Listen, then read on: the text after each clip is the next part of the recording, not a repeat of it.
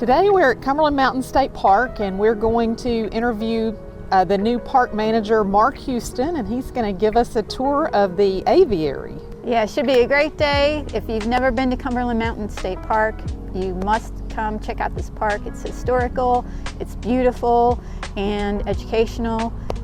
It's a great place. So much to do here. Yeah, I could be here all day, Yes, every day. Absolutely.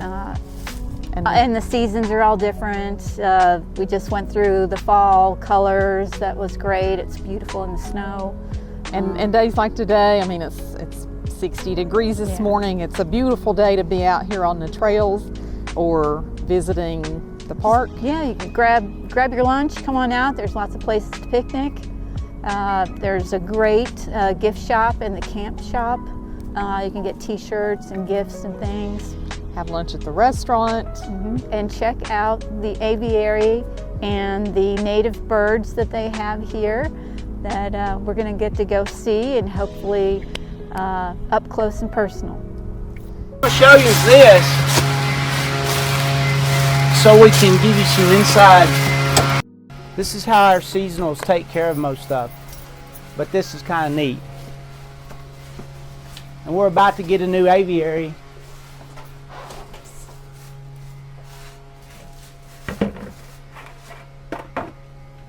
So this time of year I put heat bulbs out for them, and this keeps them, when it gets real cold like we had on Monday and stuff, this keeps them where they're good. But come on in here and shut that door. So this is really kind of cool. When this aviary was built right here, it was an Eagle Scout project. So Ranger Monica Johnson, she's now the park manager at Rome Mountain, she headed this up, and it's a replica of what Harrison Bay had.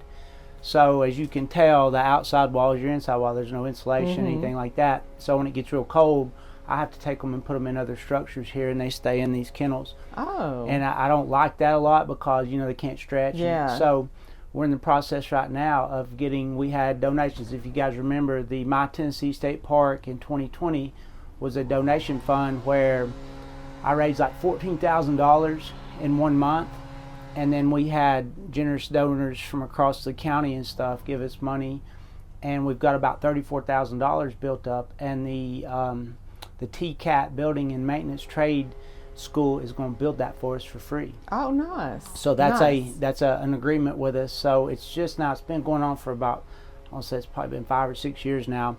But we've jumped through all the hoops to get it through State Building Commission and things, and we're in the process of having that constructed, and it'll be right outside here. So it'll have some new flight cages for the birds that can actually fly. Now all our birds we call it a captive animal program. So all these birds right here, they have something. Our red-tailed hawk, he got into a power line, so he's emaciated. He's left in his left eye, and he's kind of emaciated down that left side. And he's got a little bit of head trauma. So I don't program with him much because he don't set on the glove real well. He wants to bait and jump off. The barn owl came to us from a local farm around here. Tree limb blows out in the storm and brings the fledgling to us, and it looked just like a snowball. Just had black eyes, and we thought, okay, we've got a barn owl, and we named her Petrie. She's really kind of cool because you don't see many barn owls. Now the eastern screech, you'll see them a lot, and they're very, very easy to program with. But this little guy came from Camp Nakanawa, so we didn't name him. Peppy and them had him out there and brought him to us, and when he first got here, he had such a human imprint. He'd like sit on your shoulder, and we had him over at our old maintenance facility, and like he'd sit in the window like he was looking for you every day, and we felt bad. But now he's got a little bit more natural instincts as he's been out here because he's hearing these noises. So what I'm gonna do, I have to trick him to get him out, so I'll let you guys video this because it's really kind of neat. But once I get him out, I'll get his little jess, put his jess on him and his lead, and then that way he won't get away from me. So how did you learn all of this? This is one of those processes where you get better. State parks will have some training. I got to go a couple of years ago. We had a bald eagle, and she was shot. she was shot, and they had to check her every 6 months for lead poisoning. She had a seizure. Oh. So I got to go to that training, and you talk about holding a powerful bird. So as these ambassadors, there's probably about maybe 35 to 40 parks. I don't know exact number, but that have aviaries. So we do our training. Our interpretive programming and education department in Tennessee State Parks are phenomenal in giving us that training, and they're a hand for us. Now we just got a federal, we're under federal programming permits now, so it's not just like TWRA, they come by and they check on me, but so does a federal veterinarian, they come in. So we're upping our game into where our certifications are better. So this will be neat, because you guys are about to see how when I get him ready for a program or going to a school or anything, this is exactly what I have to do. So you guys, this will be a treat. Okay. So you're learning that. Have to trick you. This is the fun part. All right, like I was saying, when we come in, he'll stay in this house all day long because he's so nocturnal. And we put our hinges on here, and we got this is a little trap door for him. So if I didn't plug his hole and I didn't get his jets just right, I can't catch him because he's so quick. So let's see here.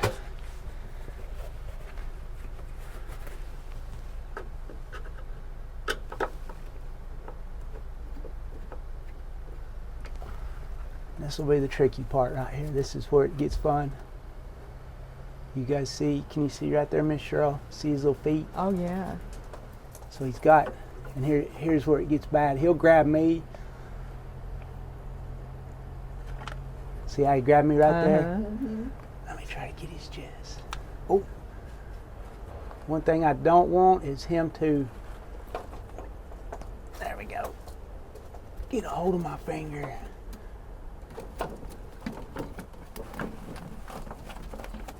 All right, we got him now. Come on, buddy. There we go. Aww. So, hey, you guys I'm gonna need Junes all the time because he didn't use the bathroom right there. All right. So now I have to go in, and on we build his anklets and his jesses. So I'll go in and I'll put that lead through there so I can control him, and then it lets him be a little bit more relaxed. So that's always attached to his. Yeah. And he had one on the other side, and he's probably picked it out. Oh, okay. So you guys come in here. This is a fun part too. Bobble, you getting video today? What's his name? Bobble. Bobble. I assume it's because he'd bobble his little head. So, main thing is, he only weighs about 4 or 6 ounces. Oh, really? So he's mostly all fluff. All fluff and feathers. And this is, I try to make these every year for him. But you watch him, their eyesight is phenomenal, but he does not like me messing with him. Up close, it's not as good as like far away. So there he's locked on that one. If for some reason he got away from me, he couldn't fly with that glove. It'd be too heavy for him. But I always like doubling up on the jess. So this is what I do when I take him to a school group. It's hard to see that there's another anklet under there. So most of your birds of prey, you guys look here at his little talons. You talk about like little hypodermic needles. Yeah. Oh wow. See how sharp? So it don't take much for him to get a hold of him. It really pierce the skin. Yeah. So what I like doing, he's biting me right there. See, he's a little. You're all right, buddy. So you put the towel over him to put calm that down. Yeah. Any of our birds that have a something like, we've got a hood for our red-tailed hawk, and it's amazing how fast that hood. You guys see right here. This is his other little. That's his other little anklet right there. Yeah. And I'll put that. Okay, so it's leather. Yeah. Okay. I'll say right here. And that just stays on him all the time. Yeah. Those, I'll put those on him about, I'll give him my glove here, he's biting me. I'll put those on him about twice a year. I'll make those for him. We go over to Muddy Pond and get in their leather working shop. Yeah. And that's where that leather will come from. And then these others, it's just fishing supplies that I've bought at Walmart that allows me to,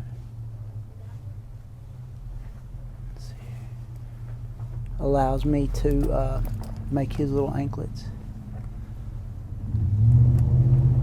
So we'll grease these periodically to make them more pliable. So now he's pretty much captured. And he's just comfortable in there He because watches me. he's It's covered kind of up. like, yeah, his eyes. He's like, oh, not much going on. Ranger Mark's here, and Yeah. everybody's good. Now watch him right here. This is just like he's come out of a like he's been sleeping. Watch this. So he's got that. Hey, how's it going? You gonna let that go? There we go. How did Bobble get here? He when Camp Nakanawa, they contacted us and says, hey, we can't take care of him anymore. We'd like for you guys. It's in Cumberland Mountain. We've had several of these birds of prey that's been brought to us. I would say around the community, I probably have, especially around mating season, early May through June, you'll have people contact you and say, hey, I've hit a little bird, and a lot of them don't, they don't know what it is. So as we've had several of the brown, the red, I've had like 2 gray, and they're really pretty. But he's pretty much the staple color that you're gonna have, and they get okay. So your eastern screech, everybody says, oh, they sound like a lady screaming in the forest. They don't at all. It's more of wobbles and trills. So it's a woo woo woo woo woo woo woo. It's a real soft wobble. Where the barn owl, she's the one that really, really cries out and make your next hair stand up. She's very loud and so forth. His are just little trills, and your little beak will he'll chomp his beak and stuff. So as of right now, what's really neat about this is he's very, very used to humans as that human imprint, but you see his ear tufts sticking up.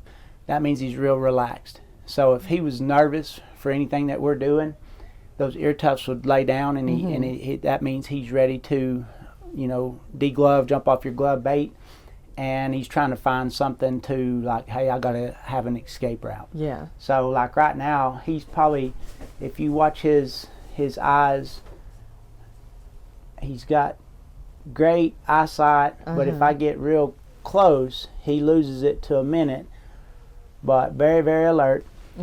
So neat fact is what we tell all junior rangers or anybody that comes around when you're doing your programming. We talk about those ear tufts. They're not actually his ears. His little skull's like a satellite dish. So his ears are on the side of his little skull, and one's higher than the other. So that is because he can pick up ambient sounds in the forest. So if he's hearing like a food source or something over here and it's bouncing off the ground or limbs, that makes it where he's picking it up. And we have 7 vertebrae in our neck. He has 14. So that allows him to turn his head up to 270 degrees. Their eyes are actually tubes, and they're fixed in his little head. So he's got 3 eyelids. He's got a upper and a lower, and then he's got his third is called a nictitating membrane, and that's what cleanses his eye. And if he blinks really fast, but if you guys notice, it almost looks like a little bit of mascara that comes across his eye. You'll see the clear and the black to it. So if you watch him blink a lot, he'll every once in a while you'll catch that, and that's just to cleanse his eye. And then that 270 degrees, he has no peripheral vision. He sees in about a 45 degree. So like we were taught when we were younger, you'd hear. You probably didn't hear it, but I did. They say, keep your eyes on your own paper in school, your teachers. Well, as children, you sit there and you can rotate your eyes around, and you got your peripheral vision, you're looking and so forth. Well, he don't have that. So that's why he has to be able to turn his head. And a lot of them, what's really neat is they love to perch in corners where they know their back is protected. And then as you come down into most of the rest of his general makeup, like I said, he's 4 to 6 ounces, and his talons are really when they grab their food, that is the main way that they grab, like take care of their prey and stuff. It's not like that's how they secure it, and then most of them will fly off. So he'll eat about 1 mouse a day. We don't feed him on Sundays, and it's nothing religious. It's just in the wild, he does not find food every day. So he is one, if I go to a program and I take Bobble, I might talk to 300-400 people, and if I was to take my corn snake, I might talk to 100. Just not many people here in our, and you think, all right, we might be in the Bible Belt or whatever it is. People always associate a snake. There's like, oh, that's not good. It's a serpent, so they don't want to come learn about it. But if I take Bobble, I will talk to so many people. Back in the day, parks, we've gotten so much better in our programming. Parks, we'd let people either hold our birds or maybe pet them, and we don't do that anymore. It's just we don't want to stress them out. We don't want if the elements are bad, we don't keep them out, and we don't let them get near people so much. But I'm proud of him in the sense that he's so used to people when we program. Like I could sit here all day long and program with him for a long time, and then like whenever I go to put him up, it's funny when you bring him in, he'll eyeball around, he'll say, well, I don't know if I'm loose, and then when he flies off, he'll fly right in his little home, and he'll stay there all day until he comes out about dusk. So you think time change, right? Now it's getting dark, 4:30, 5 o'clock. That's about whenever his little thing, his head will be like, hey, wait a minute, it's dark, I need to go out and look for food. But he won't be out all night long because he just knows he's the smallest bird of prey in the forest at night. So he needs to be careful. He's like, I need to get out of here. Now as the owls that we have, I lost our great horned owl, which is the most dominant bird in the forest at night, and it's like a larger version of him. If you look at his eyes, he's got that colored iris, and then he's got the dark pupil. The barn owl has a dark colored iris and pupil, so it almost looks jet black. So the barn and the barred are the ones that have the jet black eye, where a great horn will have a bright yellow iris and that black. So they're you talk about a powerful bird, their grip strength. Bobble grabbing me right here is really, he's just kind of perching. He might have 20 to 30 psi, where a great horn will have 500. And so when eagle? Eagle's about 400. Okay. A golden eagle, about 500 psi. Really? So they're a lot bigger. The only golden eagle that I know of in state parks is at Byrd Lake, and that is a state natural area in the middle of Nashville. And Steve Ward is their park manager, and a phenomenal bird, a prey park.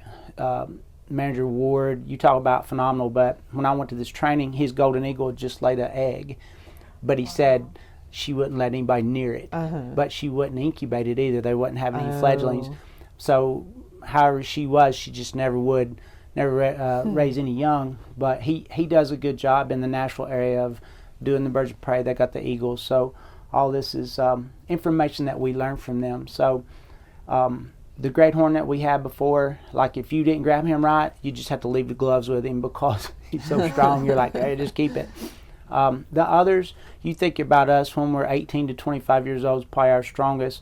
Our grip strength might be anywhere from 120 to 180. When you're with these birds, like his isn't that big, but a red-tailed hawk could be anywhere around that 400 too. Wow. Just a big female could really grab you. Wow. But his right here, he's more just like perching.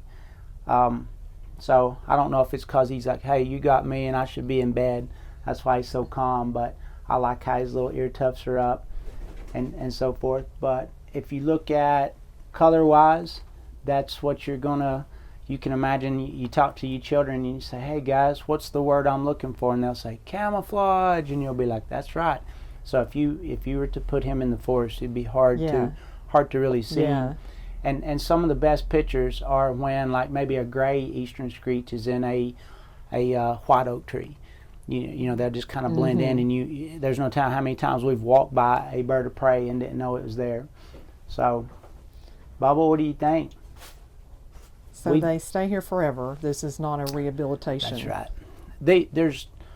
I want to say Paris Landing is a rehab center, and I've got a really good friend that's a ranger over there, and I think they'll have anywhere around 80 birds at one time. It takes them about an hour to feed, so that's a big process, but they will rehab them, and that license is a lot more. Where here we just have where, as a bird of prey, we take care of them in the sense of we feed them, we take care of their water. If he gets sick, I have a veterinarian that we take him to, and they signed on board. They come by and inspected our facility and says, yes, we would love to be a partner with you. And as that process takes, one thing I've learned over my years, I've been here, I guess having the birds of prey have probably been about 20 years, and what I've learned about them is you can't tell when they get sick.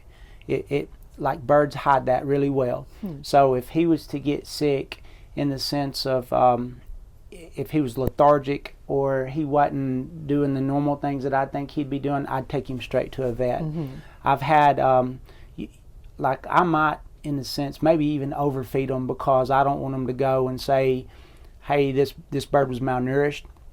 I had we had an American kestrel one time, and we learned from her when we would go in and give her food, she would take it out of your hand, and we just thought, well, she's just so used to us, but she'd immediately hit the ground and start protecting it, and we learned that we wasn't feeding her enough. So it's that kind of scared me. So in a sense, like if he discards food, I put it in I make sure when I weigh it every day, and then I write it down in my journals. That way, when the veterinarians come, they can look and see how they're doing. And then we, as you weigh them, we weigh them once a month, and we try to keep that weight. Obviously, it's like during the summer, they're like, hey, I'm getting bikini time. But you get during the winter, they get a little bit more, just a little bit more plump through their sternum and so forth. I had a blind barred owl. She flew into a train. I had her for about 19 years, and she had detached retinas, and her name was Mackenzie. And most of the kids still remember her, but I could as I would rub through her, I could feel if her breastplate, if it was real full, and like the only thing she didn't like was loud bass music. So like I had her at a UT basketball game one night, and they started playing Metallica, and she did not like that. She started climbing up me, and I was like, all right, let's get out of here. Yeah. But other than that, she would call out for the kids. I'd play a call. And now that's the ones that we all have grown up listening to. Like you'd hear your grandparents say, that's an old hoot owl. But her call is more of the who cooks for you all. So it's a hoo hoo hoo hoo hoo hoo hoo hoo. So it's who cooks for you all. So that's kind of a neat thing.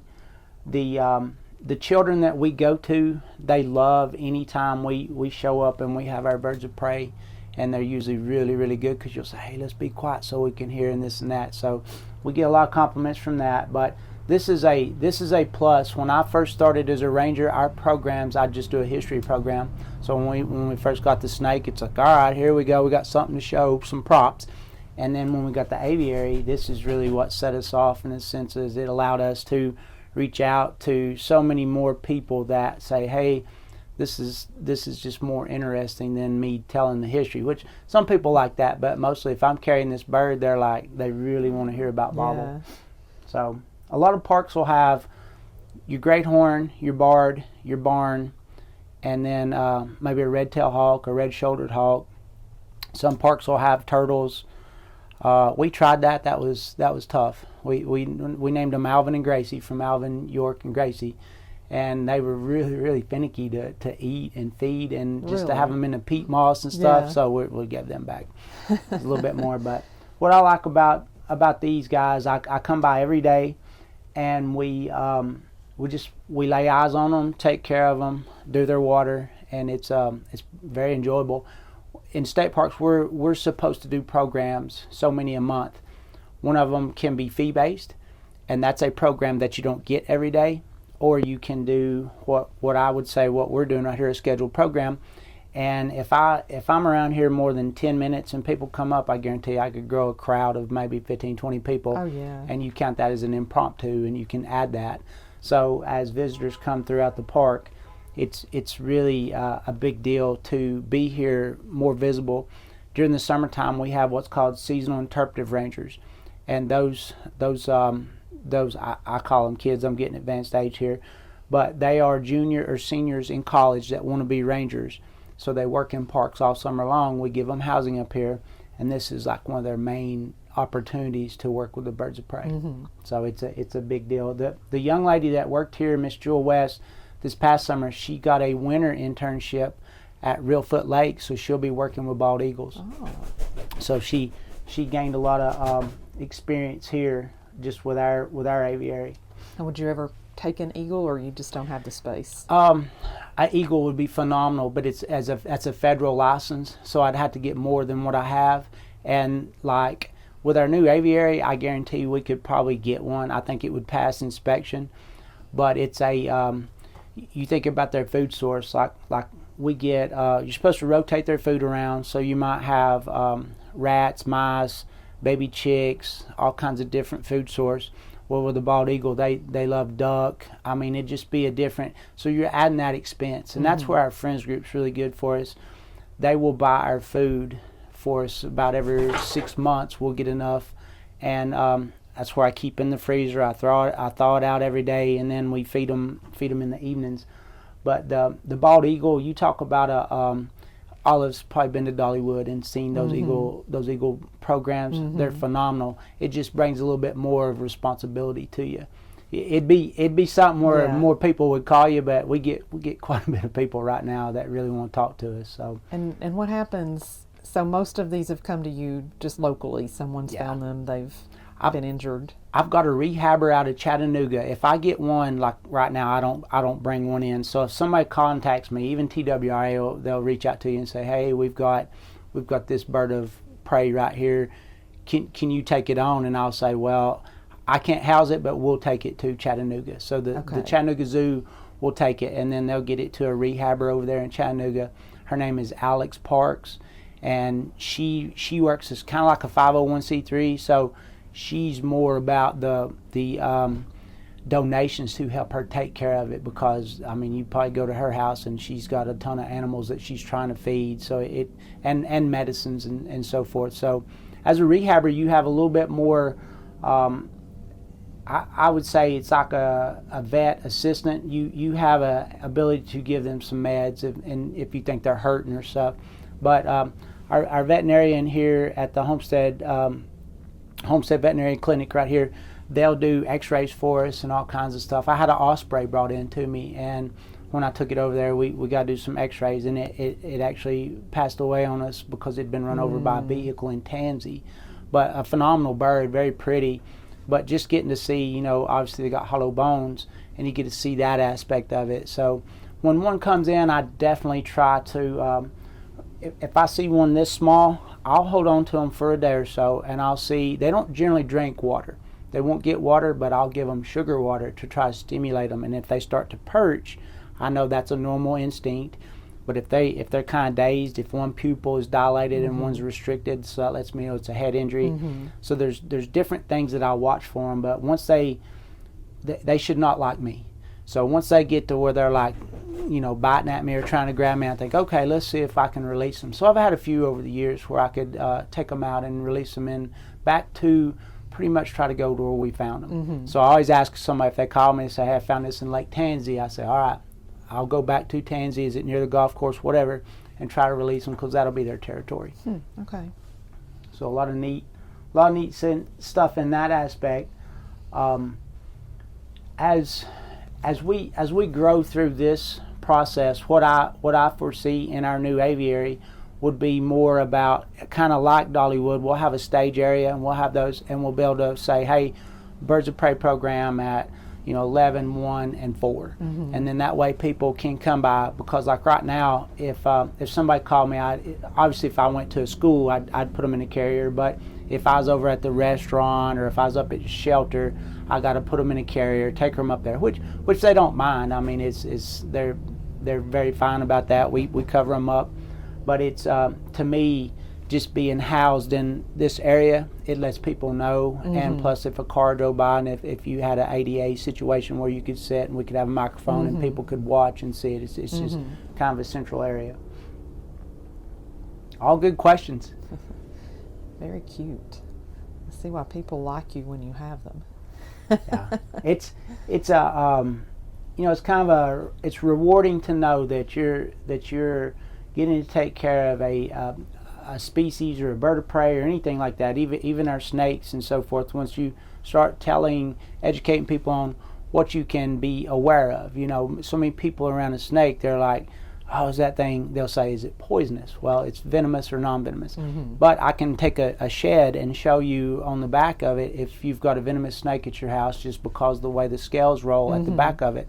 So, when you're doing an education program with any of our birds of prey or captive animals like that, it's rewarding to have somebody come up. If you just get one or two and they have a good question or comment about what they're seeing, it lets us, because I'm always trying to learn, always trying to get new ideas or whatever. So the enrichment for our birds is vital to us. So we definitely try to take care of them and make sure that he's got it better than if he's out in the wild. I mean, he gets to exercise around here. But as the campgrounds come through here, this is the perfect place for so many people to get to see him. You just don't get to see him in the day. you better come about dusk and bring you a flashlight, you can shine, and he'll be sitting there with these eyes wide open looking at you, right? Mark, in the wild, like in our neighborhoods and things, where would a screech owl live? They will be in hollow trees, logs. They do not make their own nest. It's not like a songbird would go out and you see your robin's nest or something like that. They will inhabit a squirrel nest or a hole in a tree like that. So you'll see where they'll pull stuff. It's neat. When he molts, he's got like his own little bedding. So you talk about looking rough when he molts.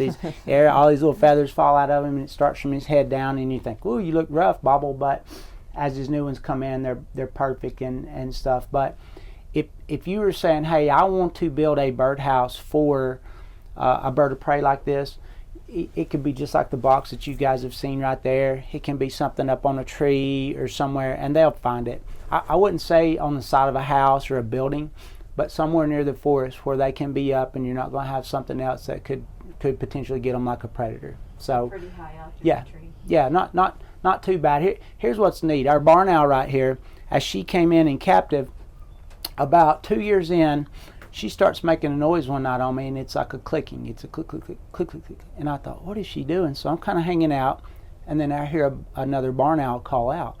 And I was like, I wonder if she's called in a mate. Well, sure enough, she had. I got real quiet. I sat out here on the little bench that we had, and I was just sitting there, and all of a sudden he lands, and they have like a silent flight. So he lands, and he's quite a bit smaller than her, and she's just calling and calling and calling. And that's usually for about 3 months. Through like that June, July, and August, she was calling him up, and then I got to where regularly I'd come through here and I could catch him up and get some pictures of him, but he has no idea she's in jail. He just knows she's calling him and he's coming, and he'll sit around here, and I mean, it's right above our camp store right here. If you go up those steps, that main beam across there, I was noticing pellets. So when they eat something, they can't digest the like fur. All they take is the meat. So everything else, the bones and so forth, they'll regurgitate that, and it's in a pellet. Well, Bobble's is about the size of your pinky, where these others are pretty big, a little bit bigger than your thumb. So as they regurgitate that, a lot of 6th, 7th, 8th grade classes in science will break that up, and then you can see what they're eating. So that's way scientists or biologists say, hey, this is the food source that they're getting into. So I was seeing, for our barn owl, I was seeing some pellets on those steps, and I was like, okay, he's hanging out here at night. He's laying eyes on her. They just can't talk to each other. Yeah. So those are the things that mean the most to me, because nobody's here. It's just me walking in and getting to see, nature at its finest. And then he'll fly around, and then he leaves, but he'll come back. He's been here about the last 3 years. So it's kind of amazing to get to see that. Should people try to build houses for them? Do they need more habitat, or should you leave them alone and let them? That's a great question, because you guys think about this. When I go to North Elementary and I'll take Bobble, I talk to them about their habitats, and I'll say, guys, what are we doing on the way out here? I see it every time I drive north. What are we doing? We're clearing these roads. So they're still going to inhabit those areas, but it would not hurt to have it where they're going to be where their food source is at. So if you see a red-tailed hawk, where they mostly, you'll see them in some forests, but they're looking over these prairies, your grass, and so forth for the field mice. And that's the same for the American kestrel. Their wings will beat about seven flaps per second. That's how fast, and they look like a little boomerang, and then they're just sitting there like a helicopter, and you see them on these power lines and stuff, and you think, those little birds, God's creatures, are sitting right here looking to take these little scavengers and, you mice and things. But if you had a house, or even bat houses, all that stuff, bat houses are a lot more slender, where his is more, a little bit more boxy for him. They will inhabit these areas. They'll find them. And it's all about, if you had your cameras out wanting to say, hey, I'm helping this little guy, I'm getting some pictures, and this is what I'm see come back. But if you don't live in an area where they're going to have a food source, you won't see them much. Yeah. And the great horn being the most dominant, he is going to run off everything else in his area. So if you got a great horn, you're not going to see many barred owls. So if you got a barred owl that's kind of a big female, the females are bigger in nature, the males are prettier to draw their mates in. But the great horn, 3D pooch, you hear that hoo, hoo, hoo. They're pretty much territorial. They're looking around. They're like, okay, anything is on my food source. Even a red-tailed hawk, they would probably battle that in a sense of territory.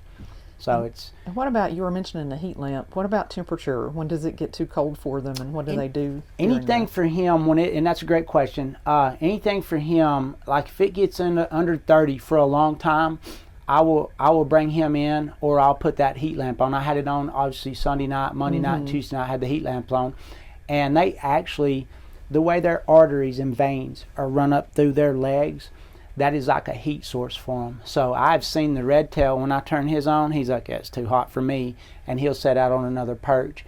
But I've seen our barn and Bobble here, they will get near it and they warm themselves with it. And what do they do in the wild when it's that cold? They'll get in there. They'll get in like a home, like a log or something like that, and they generate their own heat. So they're very pampered. And is it only one per house? Do they ever? You would have a mate. Together? They would have a mate. They'll have 3 or 4 fledglings. Their clutch would be 3 or 4 eggs. But mostly the female will take care of that. But they will. We messed up one time. We had 2 of the eastern screech, and we thought, hey, we got a male female. What a great program! You got both of them on the glove. Well, we didn't know that both were either male or female, and the dominant one had killed the other one in the night, and we're like, okay, not a good deal. And we thought we was doing a good thing, and we come in and it's like gladiators, one had hurt the other one. So we were very like, okay, that's a learning lesson, won't do that again. Yeah. And you pretty much have to take them to a vet to probe and make sure you got male female. So it's not like I'd say more experts like a veterinarian could tell you, yes, this is male female. But just size alone, that's not, enough to go off. Most of your snakes right now will flatten their head. So what we taught when we were younger, like a diamond-shaped head is a venomous snake because their venom ducts are coming out. Well, a non-venomous now will flatten their head and make it look like they're venomous, and then they'll strike at you and give you that dry bite. And it's like, okay, some people might think a corn snake looks like a copperhead. So we're just like, okay, we're not going to mix them and things like that, and we just try to keep. We have four areas right now, and that one's closed because that's where my great horn was at, and I've not talked to. I could probably get with Paris Landing and get another great horn. I've just moved into my new role. I'm limited on how much I get to be with them, but we've got 4 rangers now and a manager. So once I get a ranger out of police academy and then get another one hired in my position, I'll have enough staff to where I don't feel like I'm just putting that on one person.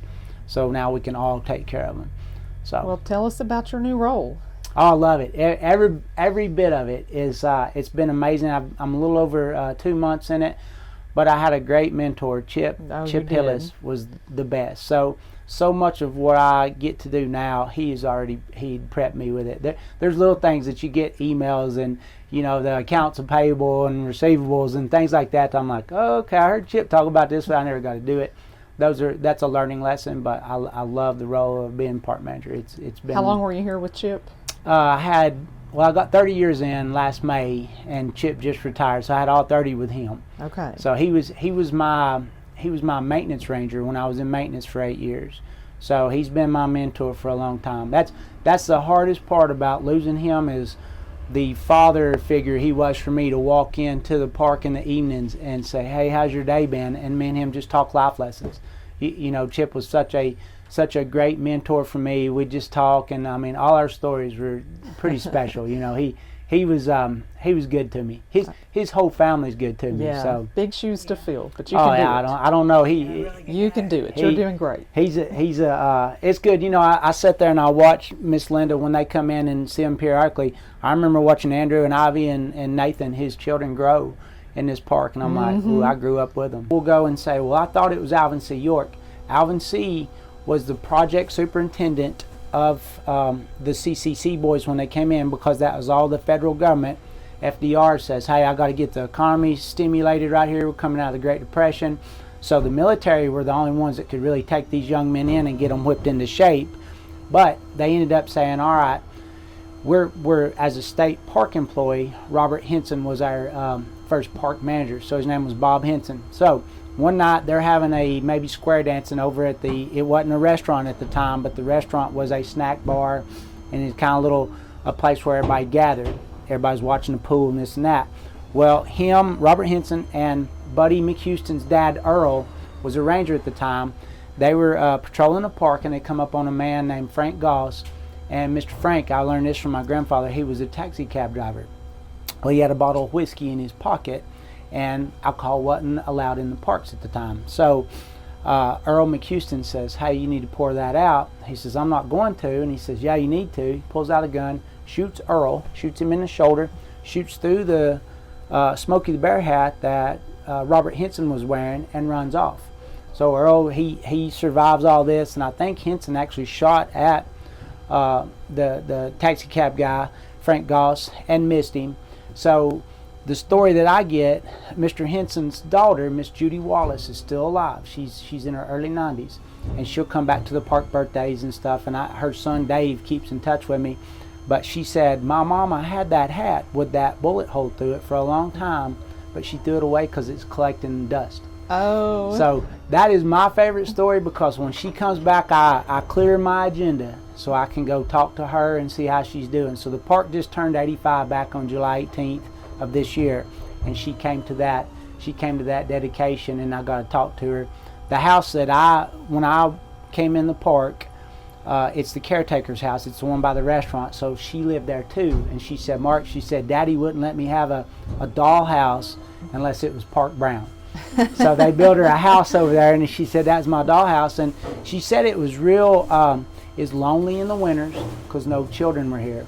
She's the only child, but she said during the summer she had all her buddies, and what she would do, she would go to these areas like the boat dock or the restaurant or swim, and her dad every week would have to go pay her bill. He'd pay her tab up. They'd say, Miss Judy, you want some peanuts? And she'd say, yeah. And then her dad, Mr. Bob, would have to come after that and pay everything for her. So those are the stories that I like to tell, especially if you got some gunslingers going on in the park. Well, thank you. We've taken enough of your time. I'm sure you got things to do, but you guys, thank y'all. Anytime you want to come out, let's do another one when we get the tower or the Crabtree house. Oh, absolutely. I want to show you that. Yeah, absolutely. Anytime you've got time, we'll do a rolling tour, and I'll be able to talk your ear off even more about stuff going on. So yeah, that'd be great. Thank you guys for watching Well, us thank you. for the park in our county. Thank you. Can we watch you put him up? Yeah. All right, Bobble. Get these off of you, all right? He knows what's about to happen. He's ready to go. It's like, he knows what's about to happen. Get me back and let me go to bed. I'll get you a good video right here when he flies. This will be, you'll get to see him go in his house. There you go, buddy. Like a little baby. Mm-hmm.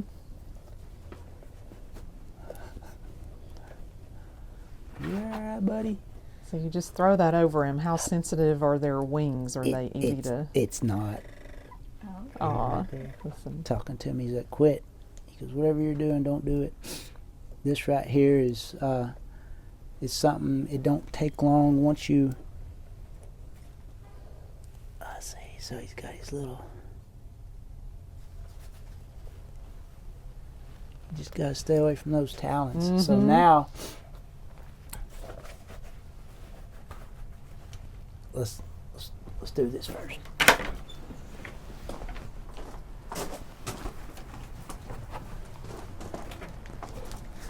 Once we took his little towel out, let's make sure his little house is secure here. That's his little trap door. All right.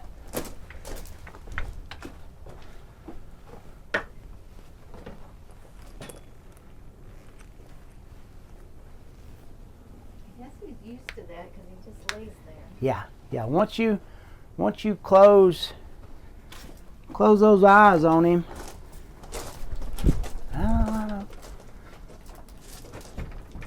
All right, Chinjetti.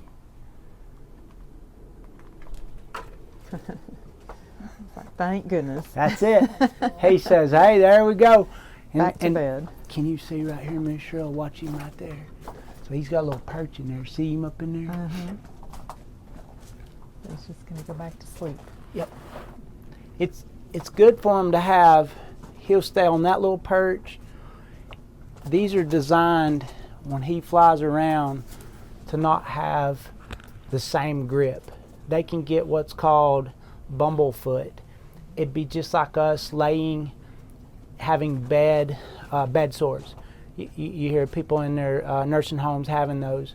Well, if they don't have a different type of texture, you don't get bumblefoot out in the wild because they're just going from branch to branch to branch.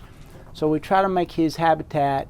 If you see this kind of mesh up here, so as he grips, they create that pressure. So those different branches, and I'll change those out about once a year or so for him. And he don't, as light as he is, their enrichment, some parks will take a tire and they'll put concrete in it, and then when they tear that tire off of there, now they've got like a kind of a water bowl kind of like situation, but the birds will stay on that and pick, and they'll gnaw their beaks down and their talons. So you think, okay, they're a lot like our fingernails, but you'll say, well, what do they do in the wild? And like when they're picking on stuff, that's where they gnaw it down. I have seen, I don't mess with his because I don't want to mess with him in the sense of taking a Dremel bit, but like the red tail and the barn, I have to shape their beaks, their mandibles and so forth. They'll grow and they'll just keep growing if they don't pull in the wild. They're nulling it down. So I'll trim those up, and the great horn, it took like 3 of us to hold him. You got to hold his feet, hold his beak while you're trying to. So he didn't like it, but you do that about every 6 months because that'll keep growing. It'll grow like our fingernails. So we try to keep it to where as their beak comes through, you see a part of it. So now that you guys, if you go to Dollywood or somewhere else, you'll watch how their birds, how well they're taken care of. You'll look at their coats on them and so forth. Like we make sure this area is so clean because we don't want any mites or anything like that. So we don't want anything around it. Like I'll eventually, this oak leaf hydrangea this winter, we'll cut this back.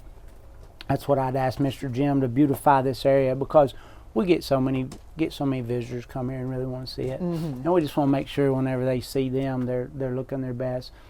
The red tail, if I got him down and put him on a glove, it'd take him 30 minutes before he even just settled his wings down. So he's more of a display bird instead of one that I'd program with, because his ailments that he has, it's not good for him. Now, is he the one we heard moving around? That you could tell, like I'm sitting there and you guys playing your video here, he's back and forth. He hears us in there and he's like, okay, something's going on. I hope I'm not next. So he gets a little antsy in in that sense. Is he also nocturnal? Does he hide during the day? He will. He's not nocturnal. He's more diurnal in the sense that all day long you'll see him go from perch to perch. He'll get in the sun and so forth. But at night he'll sit there and he'll puff up, and you'll see him sleep at night on his perch. So it's pretty neat to see him be out all day. And like I guarantee, when you guys walk around here, she might be sleeping. The barn owl, you'll see her. She'll be asleep. And So does she also have a box, or is? She's got a box. It's not as enclosed as this, but it's got the three sides. Mm-hmm. The bottom is a big deal for them to spread their feet out. It's big for them to get that. We'd really rather them not have as many perches in their box. We'd rather them have where it's flat and it stretches those tendons. Oh, okay.